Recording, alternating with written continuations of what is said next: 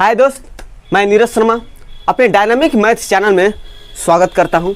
और आज number system का पार्ट 1 वीडियो में इंट्रोडक्शन ऑफ नंबर सिस्टम को पढ़ेंगे और इसमें हम लोग नंबर्स के बारे में छोटी छोटी पॉइंट्स को जानेंगे, जिससे आपका बेस भी मजबूत होगा। और ये छोटी छोटी पॉइंट जो है हर एग्जाम में आते रहते हैं, ठीक है। तो इसी के साथ स्टार्ट करते हैं बिना टाइम बर्बाद किए। स्टार्ट करते हैं।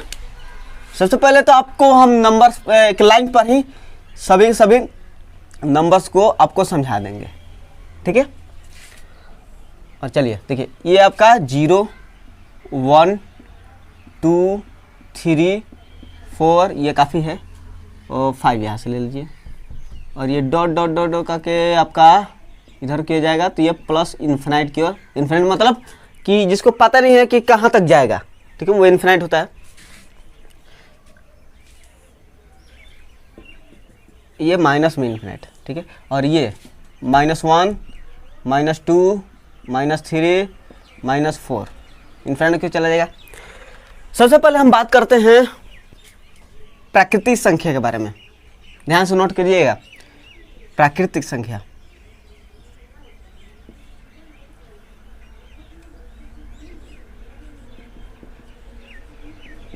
इसको इंग्लिश में बोलते हैं नेचुरल नंबर,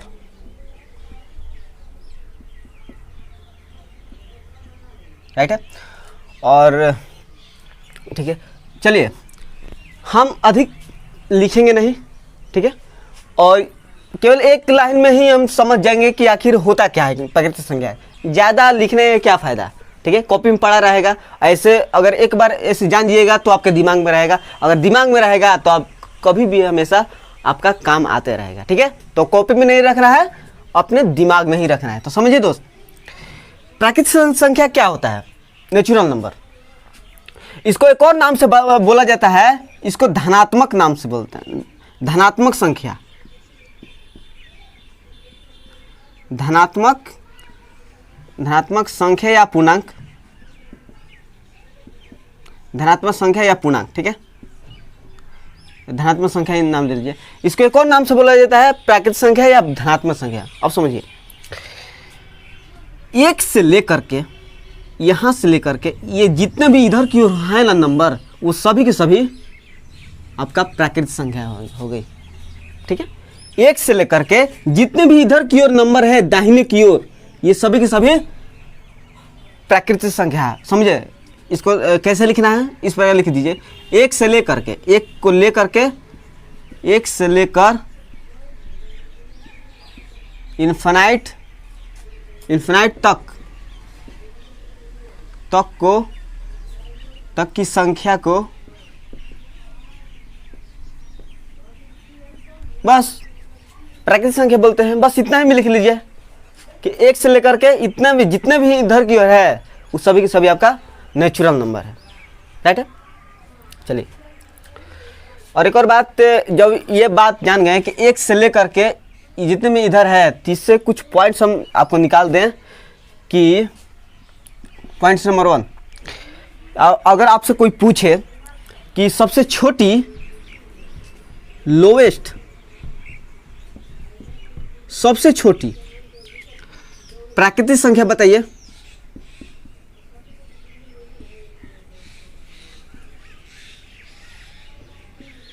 प्राकृतिक संख्या क्या होगी दोस्त, सबसे छोटी। तो 1 से छोटा कोई होगा नहीं, प्राकृतिक संख्या में सबसे छोटा 1 ही है, तो 1 होगा। अगर आपसे ये पूछ दे कोई कि सबसे बड़ी या बिगेस्ट, तो हिंदी में लिखते हैं सबसे बड़ी प्राकृतिक संख्या क्या होगी।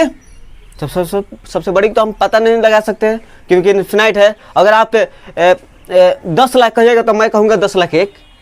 जैसे मैं आप कहते हैं चलिए कि 50 लाख, तो मैं कहूँगा 50 लाख 1 है। अगर आप कहिएगा कि सबसे बड़ी प्राकृतिक संख्या कितना 1 करोड़ है, तो मैं कहूँगा 1 करोड़ 1 है। तो इसका पता नहीं किया जा सकता है कितना बड़ा प्राकृतिक संख्या है। तो सबसे बड़ा पता नहीं किया जा सकता है, तो इसको पता नहीं किया जा सकता है। लिख दीजिए, पता नहीं किया जा सकता है, या इसको अननोन इंग्लिश में लिखे तो अननोन नंबर, पता नहीं किया जा सकता है। दूसरी चलते हैं, दूसरे में आते हैं हम पूर्ण संख्या। इंग्लिश में इसको बोलते हैं होल नंबर। इसको इस प्रकार के जानिए कि कभी भुला ना पाए, क्योंकि ये यार ये सब चीज़ बेसिक है। अगर ये चीज़ें नहीं जानते हो तो मैथ में आप कुछ नहीं जानते हैं। ठीक है, समझिए दोस्त, पूर्ण संख्या क्या है? Whole number. होल मतलब क्या होता है? पूरा का पूरा। जैसे आप मोबाइल लिए होंगे, मोबाइल आपके हाथ में होगा और लैपटॉप होगा या कोई भी चीज़ होगा जिसमें डिजिट हो, चाहे वो क्या कहता है कैलकुलेटर हो, तो उसमें देखिएगा कि 1 से लेकर के 9 तक सभी नंबर लिख सकते हैं। बट अगर 10, 20, 30, 40, 50 लिखना हो तो उसमें आपको जीरो भी चाहिए आपको। ठीक है, जैसे मैं आप ये पूछ रहा है कि पूर्ण संख्या मतलब क्या? पूर्ण संख्या मतलब क्या कि सभी नंबर लिखा जा सकता है, पूर्ण नंबर लिखा जा सकता है। तो पूर्ण नंबर कब लिख सकते हैं? 0 से 9 तक नंबर हो तभी ना सभी नंबर लिख सकते हैं। ठीक है, जैसे मैं मोबाइल में अगर 0 अगर नंबर को हटा दिया जाए तो 10, 20, 30, 40, 50 इस प्रकार के नंबर आप नहीं लिख सकते हो। ठीक है, अर्थात पूर्ण संख्या आप नहीं लिख सकते हो। तो पूर्ण संख्या के लिए क्या चाहिए कि 0 भी चाहिए। तो 0 से लेकर के जितने भी इधर धनात्मक की ओर है ये सभी के सभी आपका पूर्ण संख्या या इसको होल नंबर बोलेंगे। राइट है, समझ रहे हो क्या? एग्जाम्पल ले लेना, मोबाइल में 0 से लेकर 9 तक है। अगर इसमें 0 को हटा दीजिएगा तो पूर्ण नंबर आप कभी नहीं लिख सकते हो। तो पूर्ण नंबर लिखने के लिए 0 भी चाहिए, 0 चाहिए और 1, 2, 3 पर 1 से लेकर 9 तक आपका नंबर चाहिए। ठीक है, तो 0 से लेकर के जितना भी इधर नंबर है आपका पॉजिटिव वो आपका होल नंबर होती है। तो लिख सकते हैं यहाँ से 0 से लेकर के, इसको देख करके 0 से लेकर प्लस इन्फिनाइट की और की संख्या, बस होल नंबर कहलाती है। इतना ही लिखना है, ज़्यादा नहीं। 0 से लेकर के आपका प्लस इन्फिनाइट की ओर आपका होल नंबर हो गया। चलिए, अगर आप इस पर भी 1 पॉइंट 2 पॉइंट बना लेते हैं। सबसे बड़ी कौन है? पूर्ण संख्या कौन होगी? सबसे बड़ी पूर्ण संख्या कौन होगी? फिर से बोल दे, पूर्ण संख्या कब लिखा जा सकता है? 0 से लेकर के जितना भी नंबर है उस सभी से हम पूर्ण संख्या लिख सकते हैं। तो पूर्ण संख्या क्या होती है? 0 से लेकर के जितना इन्फिनाइट इस धनात्मक की ओर है वो सभी के सभी आपका पूर्ण संख्या है। तो सबसे बड़ी पूर्ण संख्या क्या होगी? तो सबसे बड़ी इधर से पता नहीं किया सकता है। ठीक है, अगर आप कहिएगा कि सबसे बड़ी पूर्ण संख्या 50 करोड़ है तो मैं कहूँगा कि सबसे बड़ी पूर्ण संख्या 50 करोड़ 1 है। ठीक है, तो मतलब पता नहीं कह सकता कि कितना अधिक है। तो सबसे बड़ी पूर्ण संख्या क्या होगी? इन्फिनाइट ले सकते हैं सबसे अच्छा, इन्फिनाइट या पता नहीं किया सकता, अननोन नंबर। ठीक है, चलिए दूसरा, सबसे छोटी पूर्ण संख्या क्या होगी? ये डायरेक्टली ये क्वेश्चन पूछ लिया जाता है एग्जाम में। राइट है, तो ये सब पॉइंट्स आपको जानना जरूरी है। सबसे छोटी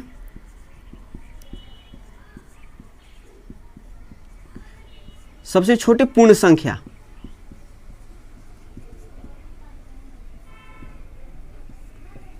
क्या होगी? सबसे छोटी क्या कौन है? यहां से स्टार्ट हो रहा है पूर्ण होल नंबर, यहां से स्टार्ट हो रहा है, तो सबसे छोटी तो ये होगी। तो सबसे छोटी पूर्ण संख्या आपका 0 होगा। चलिए, ये आप 2 पॉइंट जाने, तीसरा पॉइंट की ओर चलते हैं। तीसरा पॉइंट में जानते हैं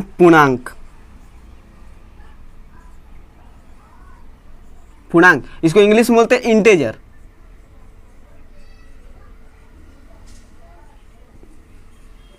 ठीक है, इसको इंग्लिश में बोलते हैं पूर्णांक को इंटेजर। अब पूर्णांक क्या होता है? देखिए, पूर्णांक में इंटेजर में क्या होगा? कि सभी के सभी जो नंबर ये आप दिख रहे हैं ना कि सभी सभी हो जाएगा। ये पॉजिटिव में नंबर भी होगा, ये वाला भी होगा, और ये निगेटिव भी शामिल हो जाता है। तो आप इस प्रकार लिखिए 0 पॉजिटिव नंबर, इसको हम पॉजिटिव नंबर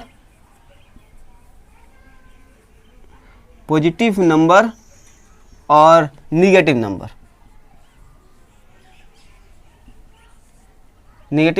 को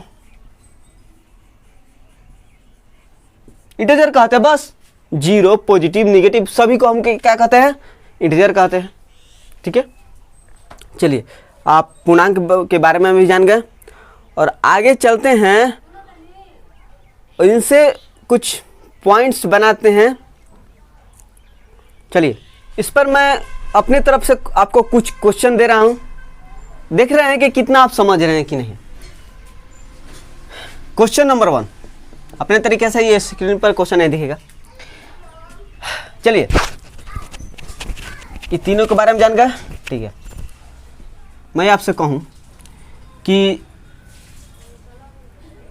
प्राकृतिक संख्या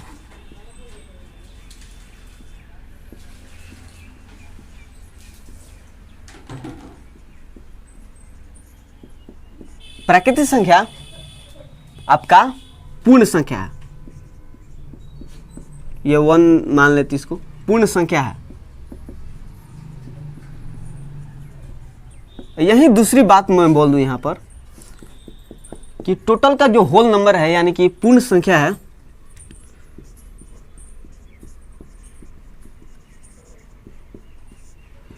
पूर्ण संख्या आपका प्राकृतिक संख्या है।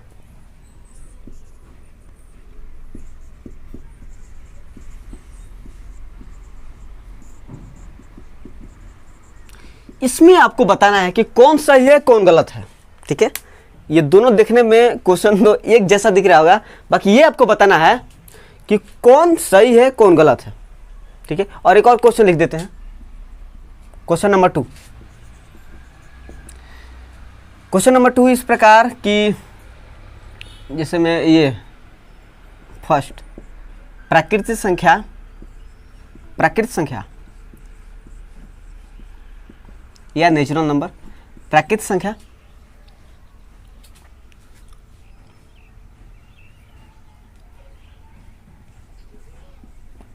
पूर्णांक है। दूसरे में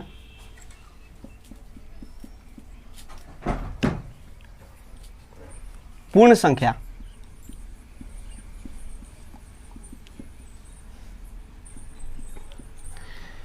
पूर्णांक है।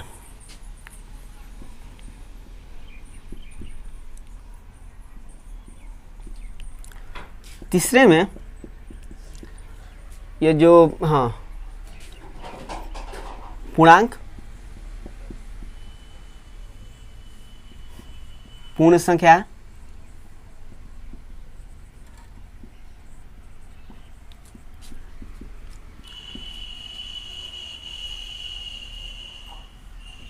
ये हो गया चाहिए, और पूर्णांक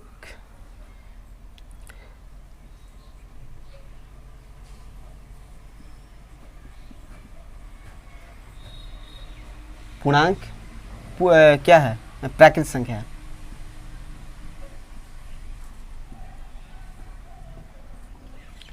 चलिए इस पर 2 क्वेश्चन है।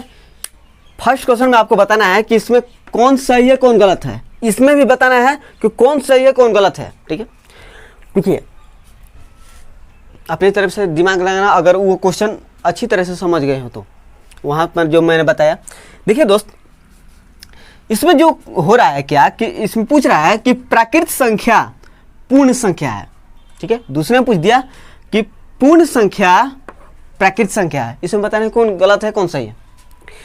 इसका मेन कारण समझिए, मेन रीजन समझिए क्या कह रहा है।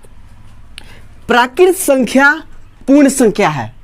ठीक है, प्राकृतिक संख्या पूर्ण संख्या है, मतलब कि जो प्राकृतिक संख्या है ना, ये जो मेन जो बात कह रहा है कि प्राकृतिक संख्या पूर्ण संख्या के अंडर में है। फिर से बात बोलते हैं कि प्राकृतिक जो संख्या है पूर्ण संख्या के अंदर में है। तो क्या सही है क्या ये? प्राकृत संख्या यानी कि ये पूर्ण संख्या है, यानी कि ये क्या ये प्राकृत संख्या पूर्ण संख्या के अंदर में है क्या? अंदर है, मतलब कि ये सही है। फिर से बोल दे कि ये प्राकृत संख्या है, एक से लेकर इनफिनिटी की ओर होता है प्राकृत संख्या, और ये जो है पूर्ण संख्या के अंडर में है तो ये मतलब सही है। और दूसरा में यही कह दिया कि पूर्ण संख्या यानी कि ये प्राकृत संख्या क्या है, क्या जीरो प्राकृत संख्या के अंदर तो आएगा नहीं, मतलब इसके बाहर है, तो इसके अंडर में आना चाहिए, तो मतलब कि ये गलत है। ठीक है, इस प्रकार क्वेश्चन डायरेक्टली आते हैं क्योंकि ये कंफ्यूजन में डाल देता है। चलिए दूसरा क्वेश्चन नंबर 2 को देखते हैं। प्राकृत संख्या पूर्णांक है क्या देखते हैं। मतलब कि प्राकृत संख्या पूर्णांक के अंडर में है, कहने का अर्थ है। देखते हैं कि प्राकृत संख्या कौन है भाई? चलिए ये है प्राकृत संख्या 1 से लेकर इन्फिनिटी की ओर। अब पूर्णांक कौन होता है भाई? ये निगेटिव भी होता है और जीरो भी होता है और ये ऑल पॉजिटिव भी होता है। तो प्राकृत संख्या ये सभी के अंदर में नहीं है, ठीक है, अंदर में है, मतलब कि ये आपका सही कह रहा है बात। ठीक है, दूसरे को देखते हैं। पूर्ण संख्या पूर्णांक है क्या? पूर्णांक मतलब इंटीजर। ठीक है, सॉरी, हाँ सही नहीं, सही है, इसके बात कर रहे थे। चलिए पूर्ण संख्या जो है पूर्णांक है। पूर्ण सबसे पहले समझते हैं कि पूर्ण संख्या पूर्णांक के अंडर में है क्या? पूर्ण संख्या पूर्णांक के अंडर में है क्या? समझिए दोस्त, पूर्ण संख्या कौन है भाई? 0 से लेकर इन्फिनिटी की ओर होता है, पूर्ण संख्या होती है। पूर्णांक कौन आता है भाई? इसको हम इंग्लिश में इंटीजर बोलते हैं। पूर्णांक कौन होता है भाई? चलिए निगेटिव वाला सभी के सभी और पॉजिटिव और ये सब ऑल पॉजिटिव। ठीक है, ये सभी के सभी आपका पूर्णांक होते हैं। क्या पूर्ण संख्या पूर्णांक के अंडर में है क्या? तो देखते हैं पूर्ण संख्या कौन होता है? ये इंटीजर, ये तो ये पूर्ण संख्या है, इसके अंदर में नहीं है, अंदर में है, सही है। ठीक है, मतलब ये सही होगा। फिर से बोलते हैं ये पूर्ण संख्या पूर्णांक है, मतलब कि पूर्ण संख्या पूर्णांक के अंडर में है, ये पूछ रहा है, तो सही है। ये पूर्ण संख्या होगा, पूर्णांक के अंडर में है, ये वाला, ये सही हो जाएगा। तीसरे को देखते हैं। पूर्णांक क्या पूर्ण संख्या है? मतलब कि पूर्णांक पूर्ण संख्या के अंडर में है, तो देखते हैं पूर्णांक संख्या कौन है भाई? ये वाला पूरा, निगेटिव वाला, positive, all positive, negative, zero, all positive, ये सभी आपका ये पूर्णांक इंटीजर होता है। तो इंटीजर यानी कि पूर्णांक पूर्ण संख्या है, मतलब कि पूर्ण संख्या के अंडर में है, तो पूर्ण संख्या के अंडर में क्या है? इसके तो बाहर है ये वाला, तो ये गलत होगा। ठीक है, ये कह रहा है कि पूर्णांक प्राकृत संख्या है। क्या ये पूरा का पूरा पूर्णांक प्राकृत संख्या है, यानी कि इसके अंडर में है? तो नहीं है, प्राकृत संख्या है तो इसको बाहर है ना, तो ये गलत होगा। तो ये क्वेश्चन नंबर 1, क्वेश्चन नंबर 2 आपका क्लियर होगा। ये अपने मन से क्वेश्चन मैंने दिया था जिससे आपका डाउट कुछ क्लियर हो। तो नेक्स्ट पॉइंट देखते हैं, परिमेय संख्या। परिमेय जैसे एग्जाम में आता है कि कौन परिमेय है कौन अपरिमेय है। ठीक है, तो परिमेय को देखते हैं। परिमेय क्या होता है? इसको आसानी भाषा में डिफिनेशन को समझिए। जो संख्या, इसको हम 1 बना देते हैं और दूसरा का हम लिखते हैं। जो संख्या p/q के रूप में हो,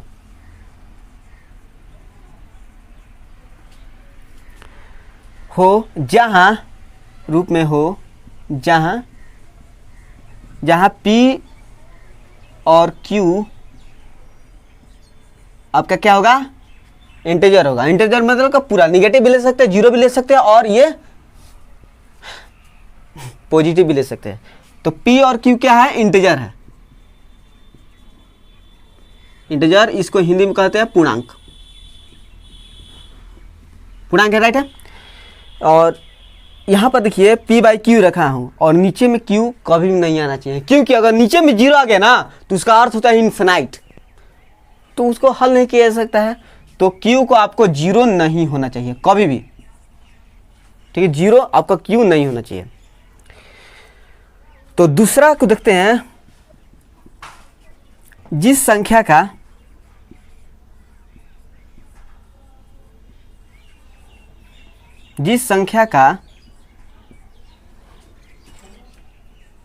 स्क्वायर रूट हो जाए, बात समझ रहे हो क्या? स्क्वायर रूट हो जाए, अब इस पर एग्जाम्पल को समझते हैं। जिस संख्या के स्क्वायर रूट हो जाए, समझिए दोस्त, इस पर एग्जाम्पल लेते हैं। पी बाई क्यू के रूप में लेना है ना, वो आपका परिमेय संख्या कहलाती है। एग्जाम्पल, कोई भी नंबर ले सकते हैं, पी क्यू की जगह पर आप कोई भी नंबर ले सकते हैं। और समझिए दोस्त, पी बाई क्यू, चलिए -5/3, ये भी तो इंटीजर है ना भाई, -5 भी तो इंटीजर है और 3 भी इंटीजर है, इसको भी ले सकते हैं, कोई भी नंबर ले सकते हैं। कितना 1/2, क्या ये फ्रैक्शन क्या है? तो है, क्योंकि 1 2 आपका इंटीजर है, आपको दिख रहा है। 3/-8, यह भी आपका परिमेय संख्या है। एक और बात,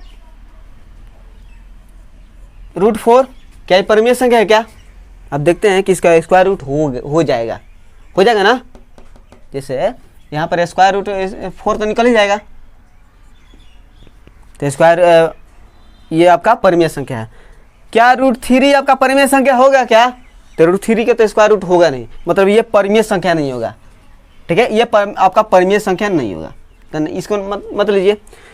और लीजिए कितना, क्या ये कितना 8 परिमेय संख्या होगा क्या?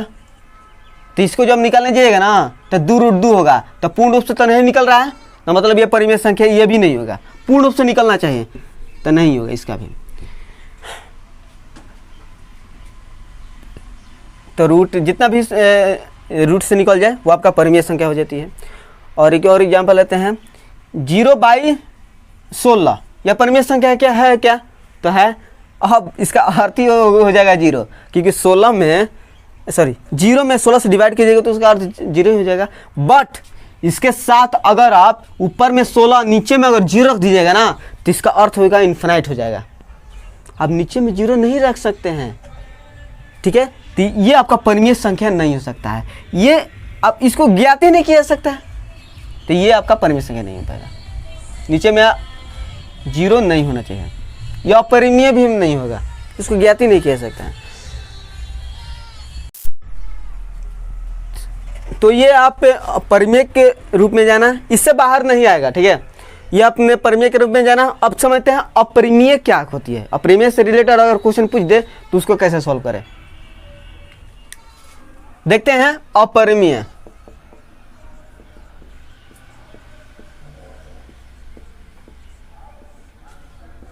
अच्छा, अपरिमेय का इंग्लिश में कहते हैं इरेशनल। वहाँ पर इसके पहले मैं परिमेय का इंग्लिश में नहीं लिखवा पाया था, तो परिमेय का इंग्लिश में कहते हैं रेशनल नंबर। लिख लेना, क्योंकि इंग्लिश में भी कभी कभी पूछ लेता है। तो परिमेय का इंग्लिश होता है रेशनल और अपरिमेय का इंग्लिश होता है इरेशनल। और समझते हैं इरेशनल का डिफिनीशन कैसे लिखती है। बहुत आसानी से यार, ज़्यादा नहीं लिखना है, कम ही लिखना है, कम ही भी अच्छे तरीके से। पहला है कि जिस संख्या को जो संख्या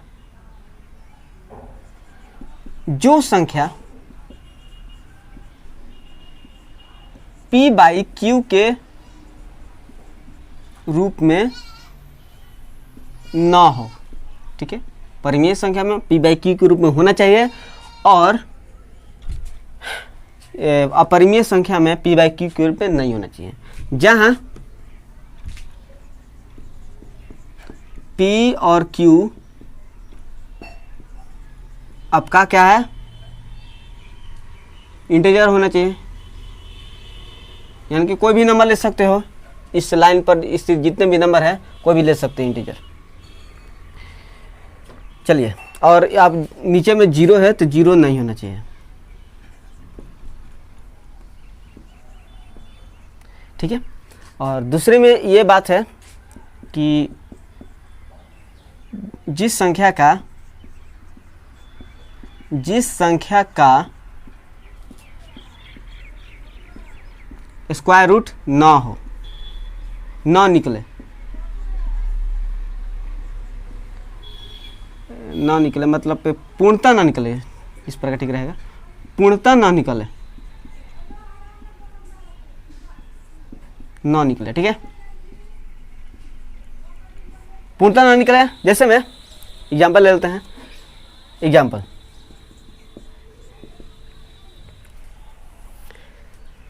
जैसे रूट थ्री का रूट से पूर्णतः नहीं निकल पाएगा, नहीं निकल पाएगा ना, तो ये आपका अपरिमेय आ जाएगा, ठीक है। रूट 5 अपरिमेय, रूट 4 परिमेय क्या अपरिमेय है, रूट 4, तो देखते हैं कि रूट 4 आपका रूट से निकल पाएगा, निकल जाएगा ना, 2 हो जाएगा, तो ये आपका परिमेय हो जाएगा, अपरिमेय नहीं होगा, सॉरी अपरिमेय होगा, परिमेय नहीं होगा, क्योंकि ये परिमेय हो जाएगा तो अपरिमेय नहीं होगा। रूट 7 क्या ये हो सकता है क्या, -8 हो सकता है क्या, तो देखिए ये ना परिमेय होगा और ना अपरिमेय होगा, ये अवास्तविक होगा, यानी कि काल्पनिक होगा। काल्पनिक मतलब समझते हैं क्या, इसको लाइन पर ड्रॉ नहीं कर सकते आप, इसको आप इस प्रकार नहीं दे सकते हैं, यह अवास्तविक संख्या है, इसको आप हल नहीं कर सकते हो, मतलब ये ना परिमेय होगा ना अपरिमेय होगा, तो ये कुछ नहीं होगा, ठीक है। और चलिए एक और बात, एक और एग्जांपल में आता है कि हाँ हाईलाइट क्वेश्चन है, वो क्वेश्चन से भी आ जाते हैं। पाई क्या परिमेय है कि अपरिमेय है, अपरिमेय है, क्यों, अच्छा अपरिमेय के पाई तो आप जानते होंगे कि हाँ अपरिमेय है, बट क्यों, इसका तो जवाब जानना चाहिए ना, तो आज जान जाइए आप इसका जवाब, पाई आखिर अपरिमेय है क्यों। तो समझिए दोस्त, इतना एग्जाम्पल सही है, पाई के बारे में जानते हैं, आखिर अपरिमेय है तो क्यों है, समझिए दोस्त। वृत्त की परिधि क्या होती है, परिधि बराबर 2 पाई आर होती है क्या, वृत्त की परिधि 2 पाई आर होती है, परिधि, तो परिधि ले लीजिए, परिधि और 2 गुने आर क्या हो जाता है, त्रिज्या को 2 गुना से गुना कीजिएगा तो क्या हो जाता है, व्यास हो जाता है, इंग्लिश में बोलते हैं डायमीटर बोलते हैं, व्यास, और गुने में पाई, क्योंकि 2 गुने आर व्यास हो गया, और पाई का पाई, ठीक है। और ये आपका पाई जो है परिधि बटा व्यास हो जाता है, हुआ क्या, व्यास हुआ। चलिए पाई एक्चुअली में होता क्या है कि परिधि और व्यास का एक अनुपात होता है, ये कोई नंबर नहीं होता है, ठीक है, एक कांस्टेंट वैल्यू है जिसका अर्थ है परिधि और व्यास का अनुपात होता है, और कुछ नहीं होता है, राइट है। तो ये आपका तो P/Q के रूप में नहीं लिखा है, नहीं लिखा है, ये तो कोई केवल वर्ड का नाम है, तो नहीं लिखा है, तो ये आपका परिमेय कैसे हो सकता है, नहीं होगा, तो ये आपका अपरिमेय होगा। अब समझिए यही अगर पाई का वैल्यू आप रख दीजिएगा, अगर यही पाई के वैल्यू आप रख दीजिएगा, कितना होता है 22/7, तो 22/7 क्या होगा, परिमेय हो जाएगा, ठीक है। तो पाई आपका इसलिए अपरिमेय होता है, क्योंकि पाई बराबर में परिधि बटा व्यास, यानी कि परिधि और व्यास का एक अनुपात होता है पाई, तो इसलिए ये आपका परिमेय अपरिमेय होता है, परिमेय नहीं होगा, ये आपका परिमेय समझ लीजिए। और एक और बात समझिए,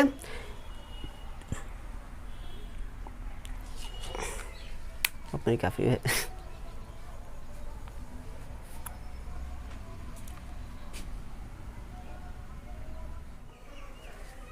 नेक्स्ट देखते हैं सम संख्या।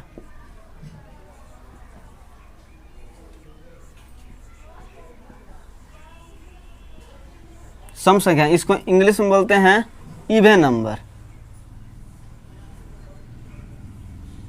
Even number. इसको लिख लीजिए कि अगर प्राकृतिक संख्या में अगर 2 से विभाजित हो जाता है तो वो क्या होता है, इवन नंबर होता है। डायरेक्ट इस प्रकार लिखिए, प्राकृतिक संख्या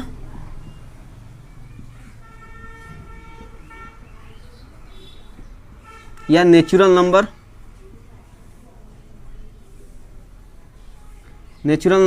ये नेचुरल नंबर डिवाइड बाई, अगर 2 से अगर विभाजित हो जाता है,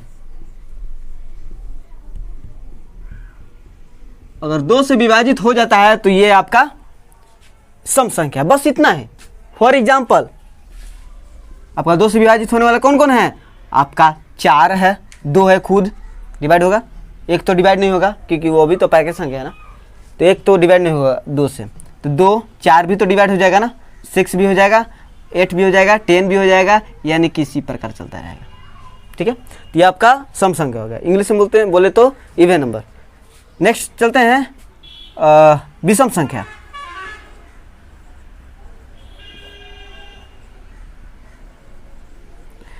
इंग्लिश में बोले तो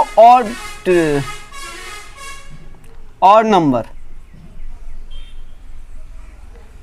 इसको कैसे लिखिए भाई, चलिए, जिस प्राकृतिक संख्या में 2 से भी डिवाइड ना हो उसे ही हम कहते हैं ऑड नंबर। ठीक है, विषम संख्या, बस इतना ही वर्ड में लिखना है। प्राकृतिक संख्या,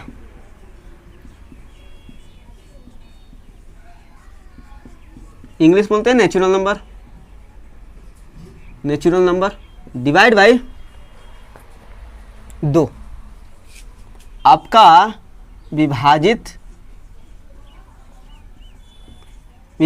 ना हो, विभाजित नहीं होना चाहिए, तो आपका ये क्या होगा, विषम संख्या होगी। डिवाइड नहीं होना चाहिए तो आपका जिस प्राकृतिक संख्या में 2 से डिवाइड ना हो, प्राकृतिक आपका विषम संख्या होती है। फॉर एग्जाम्पल एक क्या है, प्राकृतिक संख्या में आती है तो 1 में 2 से डिवाइड नहीं हो पाएगा, तो एक आपका ऑड नंबर है। 2 क्या होगा, ऑड नंबर होगा कि सम होगा, तो 2 से डिवाइड हो जाएगा तो वो सम संख्या हो जाएगा, तो सम नहीं लेना है, आपका विषम लेना है। 3 2 से डिवाइड नहीं होगा, 4 2 से डिवाइड हो जाएगा, 5 2 से डिवाइड नहीं होगा, मतलब 1 3 5, 7 भी 2 से डिवाइड नहीं होगा, 8 9 11, इस प्रकार चलता रहेगा। ये आपका विषम संख्या हो गई, बस। नेक्स्ट चलते हैं अभाज्य संख्या।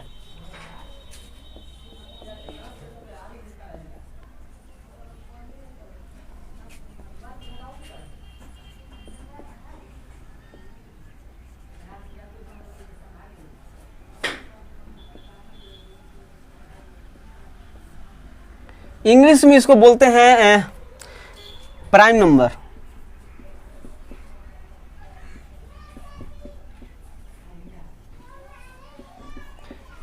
इसको लिखते हैं, देखिए, जो खुद से के अतिरिक्त दूसरे से न कटे उसे हम क्या बोलते हैं, प्राइम नंबर।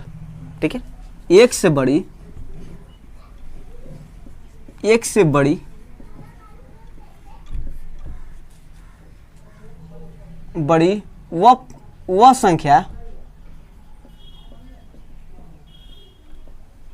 वह संख्या जो खुद के अलावा, खुद के अतिरिक्त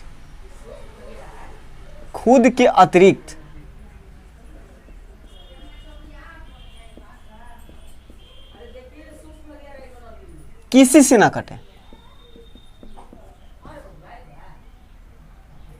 किसी से न कटे, न भाग लगे। बात समझ रही है क्या बात को? एक से बड़ी वह संख्या जो खुद से के अतिरिक्त दूसरे से ना कटे। फॉर एग्जाम्पल, एक से बड़ी लेना है, ठीक है, एक से बड़ी, एक नहीं लेना है, एक से बड़ी। फॉर एग्जाम्पल मैं 2 ले रहा हूं, एक से बड़ी है। ये 2 ऐसी नंबर है जो कि एक से बड़ी है और जो है खुद के अतिरिक्त किसी से भी नहीं कट पाएगा। 2 से कटेगा, 3 से ये नहीं कट पाएगा, 4 से भी नहीं कट पाएगा, 5 से भी नहीं कटेगा। तो 2 एक आपका हो गया अभाज्य संख्या। दूसरे को देखते हैं एग्जाम्पल में। 3 क्या है? 3 क्या है? अभाज्य है कि नहीं? 3 अभाज्य है भाई। ये एक से बड़ी वैसी संख्या है 3 जो कि खुद 3 से कटेगा और किसी से नंबर से नहीं कटेगा। 3 आपका अभाज्य संख्या है। 3 4 4 क्या अभाज्य संख्या होगा क्या? तो 4 आपका 2 से तो कट जाएगा, तो खुद के अतिरिक्त दूसरे से भी कट जा रहा है, तो अभाज्य संख्या नहीं होगा, तो 4 नहीं होगा। 5 आपका अभाज्य संख्या हो, क्योंकि 5 के अतिरिक्त किसी से भी नहीं कटेगा, 2 से भी नहीं कटेगा, ना तो 3 से कटेगा, तो अभाज्य संख्या होगा। 6 अभाज्य संख्या नहीं होगा, क्योंकि 6 से कटेगा ही, उसके साथ साथ 2 से भी कटेगा, 3 से भी कटेगा, तो आपका ये अभाज्य संख्या नहीं होगा। तो 7 अभाज्य संख्या होगा। इसी प्रकार आप चलते जाइएगा, 11 भी ले लीजिए, 7 8 9 10 11 क्या आपका, इसी प्रकार चलता आता रहेगा। नेक्स्ट देखते हैं,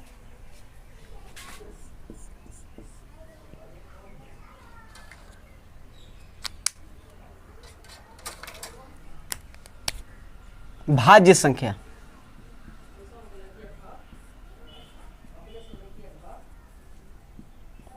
हिंदी बोलते हैं तो इसको कंपोजिट नंबर,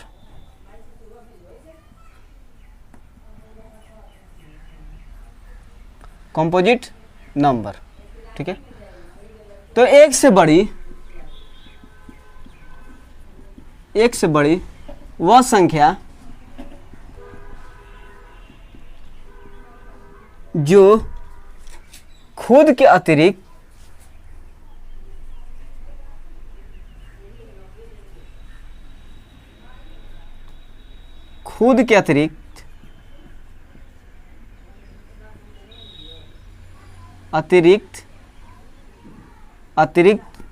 अतिरिक्त किसी और से भी कट जाए, किसी और से भी कटे, और से भी भाग लग जाए, राइट है। तो इसको क्या बोलते हैं? भाज्य संख्या। एग्जाम्पल लेते हैं, क्या लिखा है मैंने? एक से बड़ी वह संख्या जो खुद के अतिरिक्त किसी और से भी भाग लग जाए। फॉर एग्जाम्पल, एक से बड़ी लेना है तो एक तो लेंगे नहीं, क्या 2 ले सकते हैं क्या? ये खुद से कटेगा और किसी और से नहीं कटेगा, तो ये आपका नहीं होगा। ये खुद से कटेगा, किसी और से भी कटना चाहिए, तो 2 नहीं होगा। क्या 3 होगा? क्या 3 भी नहीं होगा, क्योंकि यार ये तो खुद से कटेगा और ये किसी और कोई अतिरिक्त से नहीं कट पाएगा, तो ये आपका 3 भाज्य नहीं होगा, अभाज्य होगा। तो 4 हो जाएगा भाज्य। क्यों? क्योंकि यार देखिए 2 से कटेगा, 4 से भी कटेगा, मतलब कि अपने के अतिरिक्त 2 से भी कट रहा है, तो यह भाज्य होगा। 5 नहीं होगा, 5 आपका भाज्य नहीं होगा। क्यों? क्योंकि खुद के अतिरिक्त किसी से नहीं कट पाएगा, इसलिए 5 भाज्य नहीं होगा। 6 हाँ होगा, क्योंकि 6 स्वयं 6 से भी कटेगा और 2 से भी कटेगा, 3 से भी कटेगा, आपका भाज्य होगा। 6 7 आपका भाज्य नहीं होगा। क्यों? क्योंकि यार 7 का अतिरिक्त किसी से भी नहीं कट पाएगा, इसलिए 7 आपका भाज्य नहीं होगा। तो 8 आपका भाज्य होगा। तो इसी प्रकार चलते जाइए, एग्जाम्पल ले लीजिएगा अपने मन से। तो ये आपका ये भाज्य हो गया, तो ये आपने समझा। और एक और बात, ये एक और एकदम इम्पोर्टेंट आपसे बात करनी थी कि 2 परिमेय संख्याओं के बीच कितनी परिमेय संख्या हम लिख सकते हैं, ठीक है। ये भी एक सवाल है, डायरेक्टली क्वेश्चन में आते हैं। 2 परिमेय संख्याओं के बीच 2 परिमेय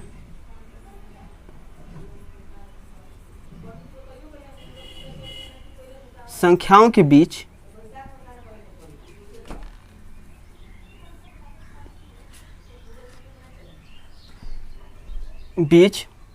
परिमेय संख्या,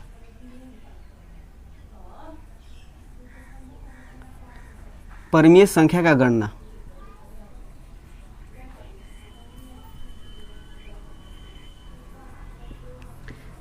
मतलब कि 2 संख्या के बीच कितने परिमेय हम संख्या लिख सकते हैं, ये बात कर रहा है।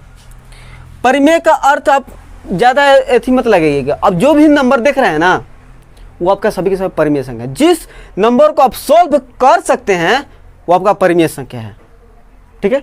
बस परिमेय संख्या का ज़्यादा कठिन सा वर्ड मत लीजिएगा, ठीक है। देखिए, दो संख्याओं के बीच कितने परिमेय संख्या हम लिख सकते हैं, तो देखते हैं दोस्तों। चलिए इसको समझते हैं। यहाँ पर दो परिमेय, चलिए मान लेते हैं हम 2 1 के बीच, एक इधर लिखते हैं, 1 और ये 2, 1 2 के बीच कितने परिमेय संख्या होगी, ठीक है। यहाँ से आप जान जाइएगा कि क्यों आखिर ये ऐसा होता है। देखिए, 1 और 2 के बीच हम मिडिल पॉइंट निकालते हैं, मिडिल नंबर। तो 1 और 2 के बीच मिडिल नंबर हम कैसे निकालते हैं, 2 1 3 को जोड़ते हैं और जो मिडिल पॉइंट निकाल रहे हैं तो 2 से डिवाइड भी करना पड़ेगा, मतलब देखिए 3/2, ठीक है। तो इसके बीच 3/2 हो जाएगा, ठीक है। फिर हम निकालने जाएंगे 1 और 3/2 के बीच मिडिल पॉइंट, ठीक है। तो इसका मिडिल पॉइंट कितना होगा, ये इसको हम M1 ले लेते हैं, M1 छोड़िए ना, इसका मिडिल पॉइंट कौन होगा, तो फिर इसका मिडिल पॉइंट निकालने जाएंगे इसके बीच। तो 1 और 3/2 को फिर जोड़िएगा और फिर 2 से डिवाइड करेंगे, इसका मिडिल पॉइंट कितना हो जाएगा, तो 5/2 गुने 2, फिर ये 5/4 हो जाएगा, इसका मिडिल पॉइंट 5/4, फिर 5/3 और 3/2, इसका अब इसके बीच का मिडिल पॉइंट निकालेंगे, कितना हो जाएगा, मिडिल पॉइंट निकालने जाएंगे तो 3/2 5/4, 6 5 11/4, इसके बीच 11/4, फिर इसके बीच निकालेंगे, फिर उसके बीच निकालेंगे और फिर इसके बीच निकालेंगे। यार इतना में ही तो अंत नहीं हो रहा है, केवल इतना में ही अंत नहीं हो रहा है कि मिडिल पॉइंट कितना होगा, निकलते जा रहा है और इसके भी अभी तो बाकी है निकालना, ठीक है। इससे आप ये कह सकते हैं, यहाँ से आप निष्कर्ष ये निकाल सकते हैं कि दो संख्याओं के बीच हम अनंत परिमेय संख्या हम लिख सकते हैं, ठीक है। कितनी परिमेय संख्या लिख सकते हैं, अनंत परिमेय,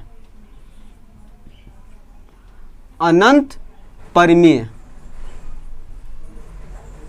अनंत परिमेय संख्या लिख सकते हैं। इसकी पता नहीं कर सकते हम कितना लिख सकते हैं, ठीक है। देखा आपने क्यों, यहाँ पर आप मिडिल पॉइंट निकालते जाइएगा ये यार लिमिट नहीं है कितना निकल पाएगा। अब जो भी निकलेगा इसके बीच तो ये फिर एक और निकल पाएगा, फिर इसके बीच निकलेगा तो एक और निकल पाएगा, तो इसका अंत नहीं होगा, यानी कि अनंत परिमेय होगा, ठीक है। तो दो परिमेयों के बीच परिमेय संख्या अगर पूछे क्वेश्चन में तो अनंत अनेक परिमेय संख्या निकल पाएगी, राइट है। तो यह आपने कुछ थ्योरेटिकली बातें जानी इसके साथ एग्जाम्पल के साथ, और इस पर यहाँ से हमें लगता है कि 60% ही आपको समझ में आया होगा, बाकी के जो परसेंट है वो आपको क्वेश्चन से समझ में आएगा। तो क्वेश्चन को देखते हैं, बहुत ही डिफरेंट प्रकार के क्वेश्चन है और वो क्वेश्चन से आपको सभी के सभी समझ में आ जाएंगे, ठीक है। तो देखते हैं क्वेश्चन नंबर 1। कह रहा है क्वेश्चन में कि शून्य है, ऑप्शन है प्राकृत संख्या, तो ऑप्शन को ले लेते हैं। ये दिया है आपका प्राकृत संख्या,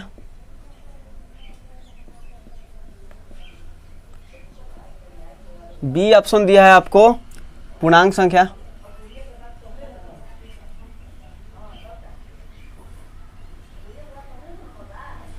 सी दिया है धनात्मक संख्या,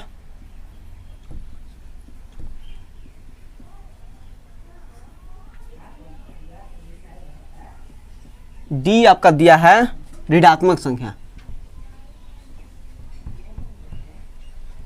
ऋणात्मक संख्या। देखिए दोस्त, शून्य क्या है ये पूछा है क्वेश्चन में, शून्य है क्या, ये प्राकृत संख्या है। प्राकृत संख्या क्या होती है, एक से लेकर के जितना इन्फिनाइट तक जाती है, तो ये प्राकृत संख्या तो जीरो होगा नहीं, ये आपका जीरो नहीं होगा। इसमें जीरो क्या पूर्णांक संख्या में आती है क्या, पूर्णांक संख्या सबसे पहले समझिए पूर्णांक होती क्या है। पूर्णांक इंटीजर में क्या होता है कि निगेटिव भी आती है, जीरो भी आता है और ऑल पॉजिटिव भी आता है, मतलब कि इसमें आपका जीरो होगा, तो जीरो आपका पूर्णांक संख्या है, बस यही है। सी को भी निकालते हैं धनात्मक, तो धनात्मक में तो जीरो होगा नहीं। अगर बात जीरो जो होती है ना, वो आपका पॉजिटिव भी होती है जीरो और निगेटिव भी होती है जीरो, ठीक है। अगर कोई आपसे पूछे कि जीरो निगेटिव होती है कि पॉजिटिव होती है, तो आप दोनों ही जवाब दीजिएगा कि जीरो निगेटिव भी होती है और पॉजिटिव भी होती है। जब आप जीरो से पॉजिटिव की ओर जाते हैं तो उस समय जीरो पॉजिटिव होता है, और जब जीरो से निगेटिव की ओर जाते हैं उस समय जीरो निगेटिव होता है। तो दोनों ही होती है आपकी, जीरो निगेटिव भी होती है और पॉजिटिव भी होती है। तो ये इसमें तो होगा नहीं, क्योंकि जीरो एग्जिस्ट पूछ रहा है कि जीरो क्या है, तो आपका पूर्णांक संख्या है, तो ये नहीं होगा, इसमें भी नहीं होगा। अगर दोनों ही साथ में पूछता है कि जीरो आपका पॉजिटिव भी है और निगेटिव भी है, तो वो आपका हो जाता है, सही होता है, ठीक है। Question number 1। Question number 2, question number 2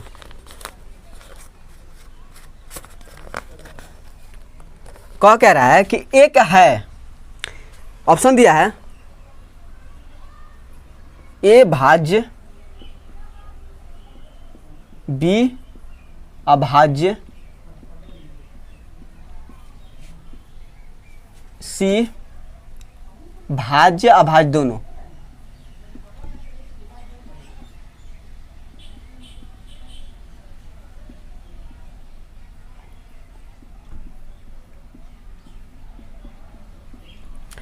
ठीक है, डी अननोन दिया है, कुछ नहीं है। अब समझिए एक क्या है, क्या ये भाज्य है, क्या एक क्या भाज्य है। तो मैंने अपने डिफिनीशन में अभी भी लिखवाया था कि एक जो होती है भाज्य नहीं होती है, क्योंकि इसमें डिफिनीशन में मैंने लिखवाया था कि एक से बड़ी वैसी नंबर जो जिसमें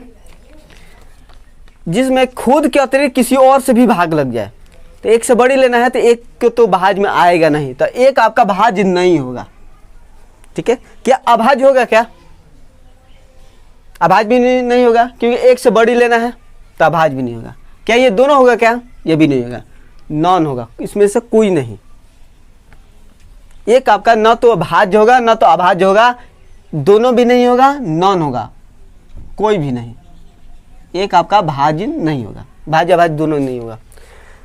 क्वेश्चन नंबर 2 हो गया। क्वेश्चन नंबर 3, पाई है, पाई पूछ रहा है, ऑप्शन देख रहे हैं, परिमेय है, अपरिमेय है,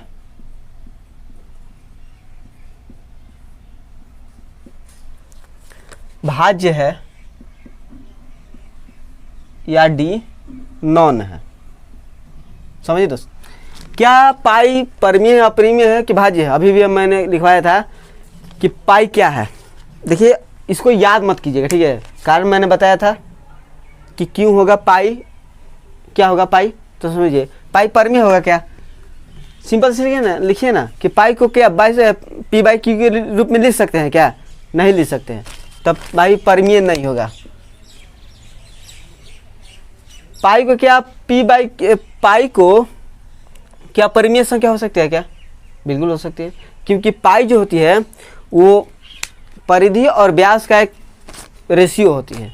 तो पाई एक अपरिमेय हो जाएगी, अपरिमेय हो जाएगा, भाज्य नहीं होगा और नॉन भी नहीं होगा। अगर बात समझते हैं, अगर पाई की जगह पर अगर पूछ लेता कि 22/7 क्या होगा, परिमेय होगा कि अपरिमेय होगा, तो बिल्कुल देखिए कि p/q के रूप में लिखा है, ये आपका परिमेय होगा, ठीक है। इस स्थिति में ये परिमेय हो जाएगा, या पॉइंट के रूप में दिया हो जिसमें इसका अर्थ होता है 3.14, जिसको तो p/q के रूप में लिख सकते हैं ना, जिसमें इसको पॉइंट उठाएगा तो 314, या और किसको करते रहेगा तो p/q में तो होबे करेगा, मतलब ये आपका परिमेय संख्या हो जाएगी। तो ये पाई तो ऐसे अपरिमेय हो जाएगा, कई क्वेश्चन में पूछ चुका है। क्वेश्चन नंबर 4 को देखते हैं। इसमें पूछ रहा है कि प्रथम अभाज्य संख्या कौन सी है। इसको क्वेश्चन को मैं डायरेक्टली बोलूंगा, प्रथम अभाज्य संख्या कौन सी है। तो प्रथम अभाज्य संख्या कौन होगी, कहाँ से स्टार्ट होता है अभाज्य संख्या, एक से तो स्टार्ट नहीं होगा, क्योंकि एक से बड़ी लेना होता है। अभाज्य संख्या क्या होती है कि खुद के अतिरिक्त किसी से भी नहीं करना चाहिए। तो कौन है, 2 है, क्या तो 2 खुद से कटेगा, एक से बड़ा भी है और किसी से भी नहीं कटेगा। तो प्रथम अभाज्य संख्या कौन हो गया, 2 होगा, ठीक है। और क्वेश्चन नंबर 5 पूछा है कि प्रथम सम संख्या कौन है? प्रथम सम संख्या क्या होगी? क्या 0 होगा क्या? बिल्कुल नहीं, क्योंकि 0 में हम नहीं ले पाएंगे, क्योंकि 1 से बड़ा लेना होता है। प्रथम सम संख्या आपका 2 होगा। 2 4 6 8। 0 आपका सम भी हो सकता है, विषम भी हो जा सकता है, क्योंकि यार ये 2 से भी कटता है और 3 से भी कटता है, माने विषम भी कटेगा और सम से भी कटेगा। मतलब यहाँ से ये निष्कर्ष निकल रहा है कि 0 जो है आपका सम संख्या भी होगा और विषम संख्या भी होगा। ठीक है, ये दोनों होगा। तो ये पूछ रहा है कि ये जो प्रथम क्या पूछा है, प्रथम सम संख्या कौन होगी? तो 2 होगा। क्वेश्चन नंबर 6 कह रहा है कि प्रथम सम अभाज्य संख्या कौन होगी? प्रथम सम अभाज्य संख्या होगी, क्या होगी? 2 ही होगा ना, 1 से बड़ी। 2 आपका अभाज्य संख्या होगी, और 2 ही एक ऐसा नंबर है जो कि अभाज्य सम संख्या है। इसके अलावा आपको कोई भी सम अभाज्य संख्या नहीं मिल पाएगा। 2 ही केवल एक ऐसी नंबर है जो कि सम अभाज्य संख्या है। तो क्वेश्चन नंबर 6 कंप्लीट हुआ। क्वेश्चन नंबर 7, इसको थोड़ा समझना है आपको। क्वेश्चन नंबर 7 कह रहा है कि सभी पूर्णांक परिमेय संख्या है। क्वेश्चन नंबर 7, सभी पूर्णांक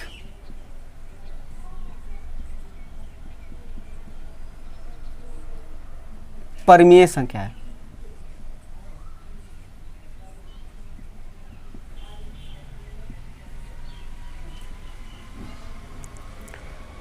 बी, ए था ये बी, सभी प्राकृत संख्या पूर्ण संख्या है।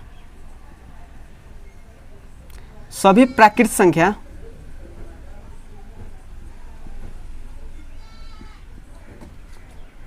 पूर्ण संख्या है।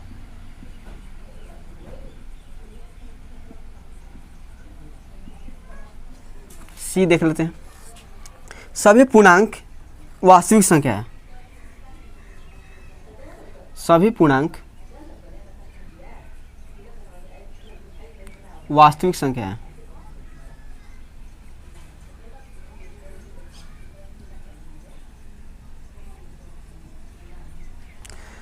डी ऑप्शन कह रहा है पाई एक परिमेय संख्या है। पाई एक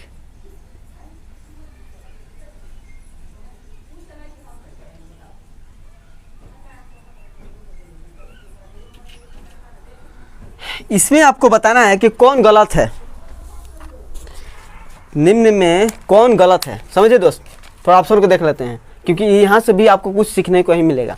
देखिए, क्या पूर्णांक परिमेय संख्या है क्या? क्या पूर्णांक परिमेय संख्या है क्या? तो आप जानते हैं कि परिमेय संख्या क्या होती है, कि जो भी नंबर, जैसे मैं हमने बोला था कि p बाई क्यू के रूप में लिख सकते हैं, और जहाँ p q आपका इंटीजर होता है, और जहाँ p जो q जो है इंटीजर है, और इंटीजर को हम एक लाइन पर सभी के इंटीजर में आपका निगेटिव भी आता है, 0 भी आता है और पॉजिटिव भी आता है।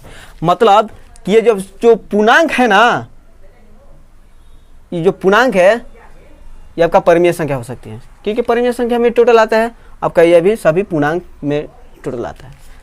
तो ये आपका हो जाएगा, ये सही है। सभी पूर्णांक आपका परिमेय संख्या हो सकते हैं, क्योंकि परिमेय संख्या में भी सभी इंटीजर आते हैं, यानी कि पूर्णांक आते हैं, और ये पूर्णांक पूछ ही रहा है, मतलब ये हो जाएगा। सभी प्राकृत संख्या पूर्ण संख्या है क्या? प्राकृत संख्या क्या होती है? 1 से लेकर के जितने पॉजिटिव पॉइंट है सभी प्राकृत संख्या होगी, और पूर्ण संख्या का अंडर में आती है, क्योंकि पूर्ण संख्या क्या होती है? 0 से लेकर के पॉजिटिव नंबर, तो इसके अंडर में आती है, मतलब ये सही है। सभी पूर्णांक वास्तविक संख्या है क्या? एक और बात बोल दें, वास्तविक संख्या क्या होती है? 2 भाग होता है, वास्तविक संख्या और अवास्तविक संख्या। वास्तविक संख्या क्या होती है कि अगर ये नंबर पर जितने भी नंबर को हम ड्रॉ कर सकते हैं, इसमें आपका फ्रैक्शन भी आता है, जिसमें 1/2, 3/2, 1, 2, 0, 3, -5 इस प्रकार आता है कि नंबर पर जितने भी हम नंबर हमको ड्रॉ कर सकते हैं, आपको दिखा सकते हैं, वो सभी वास्तविक संख्या है। ठीक है, ये वास्तविक संख्या है। तो अवास्तविक संख्या कौन है भाई? -5, ये आपका अवास्तविक संख्या है। अगर रूट के अंदर अगर माइनस आ गया ना, तो उसका अर्थ होता है अवास्तविक, जिसका हम एक और नाम से जानते हैं काल्पनिक। तो ये अवास्तविक हो जाता है। तो ये सभी प्राकृतिक सॉरी ये नहीं, सभी पूर्णांक वास्तविक संख्या है क्या? तो बिल्कुल सही है, क्योंकि इसको नंबर लाइन पर ड्रॉ कर सकते हैं वास्तविक संख्या को। अब पूर्णांक पूछ रहा है तो मतलब इंटीजर, तो सभी इंटीजर आपका पूर्णांक हो सकता है, वास्तविक संख्या हो सकता है। सही है। पाई एक परिमेय संख्या है क्या? पाई एक परिमेय संख्या नहीं है। क्यों? क्योंकि पाई को आप p/q के रूप में नहीं दे सकते हैं। तो परिमेय संख्या यह कहता है कि आप pq के रूप में लिखिएगा तभी हम कहेंगे कि परिमेय संख्या है। ठीक है। तो पाई एक अपरिमेय है, परिमेय नहीं है, ये गलत है। तो ऑप्शन नंबर डी हो जाएगा। क्वेश्चन नंबर 8 को देखते हैं। इसमें देखिए कह रहा है कि प्रत्येक पूर्णांक परिमेय संख्या है, और दूसरा में बोल रहा है कि प्रत्येक पूर्ण संख्या प्राकृतिक संख्या है। फर्स्ट में देखते हैं पहले, प्रत्येक पूर्णांक परिमेय संख्या है क्या? प्रत्येक मतलब प्रत्येक के प्रत्येक इंटीजर परिमेय संख्या है क्या? बिल्कुल है, क्योंकि परिमेय संख्या भी इंटीजर पे आते हैं और पूर्णांक भी इंटीजर पे आते हैं। तो बिल्कुल सही होगा, पहला सही होगा। दूसरा देखते हैं, परिमेय प्रत्येक पूर्ण संख्या प्राकृतिक संख्या है क्या? मतलब प्रत्येक पूर्ण संख्या, पूर्ण संख्या में जीरो भी आते हैं और प्राकृतिक संख्या में जीरो नहीं आते हैं। मतलब कि जीरो आपका प्राकृतिक संख्या नहीं होगा, अर्थात पूर्ण संख्या प्राकृतिक संख्या के अंडर में नहीं आएगा, यानी कि दूसरा गलत होगा। केवल ऑप्शन नंबर 1 होगा, केवल एक सही है। तो क्वेश्चन नंबर 8 कंप्लीट हुआ। क्वेश्चन नंबर 9 को देखते हैं। हाँ, ये लिख देते हैं क्वेश्चन नंबर 9।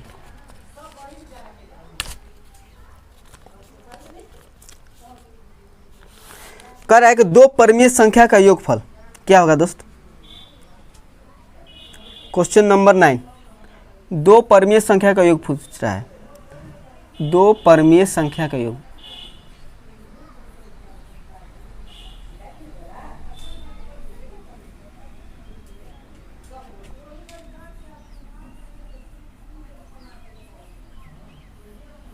देखिए दोस्त, दो परिमेय संख्या मतलब क्या? दो परिमेय संख्या को भी ले लीजिए, जैसे -5/6 और क्या ले सकते हैं, 2 ले सकते हैं, 2 ले लीजिए, ये परिमेय संख्या है। तो अब इसका योगफल क्या होगा? परिमेय संख्या, इसको जोड़िए तो क्या होगा? या तो फ्रैक्शन में आएगा, घट जाएगा ना, माइनस से प्लस में घट जाएगा। ये कभी आएगा तो ये फ्रैक्शन में आएगा। तो फ्रैक्शन भी क्या होते हैं? p/q के रूप में होती है, मतलब ये परिमेय संख्या होती है। तो इसका योगफल क्या होगा? एक परिमेय ही संख्या होगा।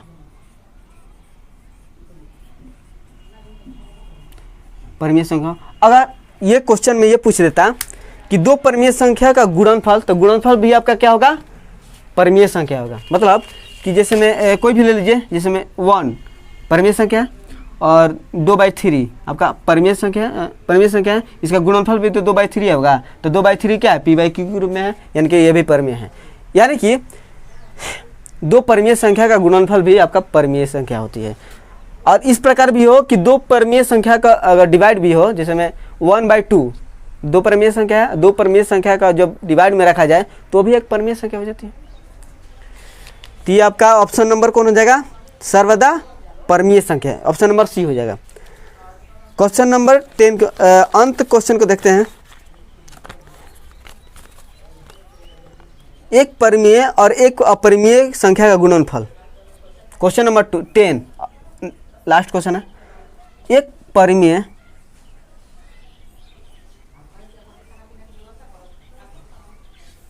परिमेय संख्या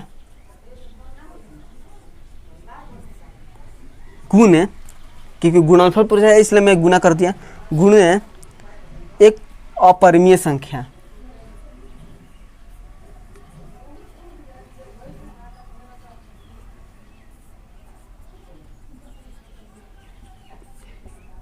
क्या यह परिमेय होगा कि अपरिमेय होगा बराबर में? तो देखते हैं दोस्त, ऑप्शन ले लीजिए आराम से। दो परिमेय, कोई भी परिमेय, एक परिमेय संख्या का ले लीजिए गुणनफल और एक अपरिमेय का ले लीजिए। तो लेते हैं, सबसे पहले हम लेते हैं कितना?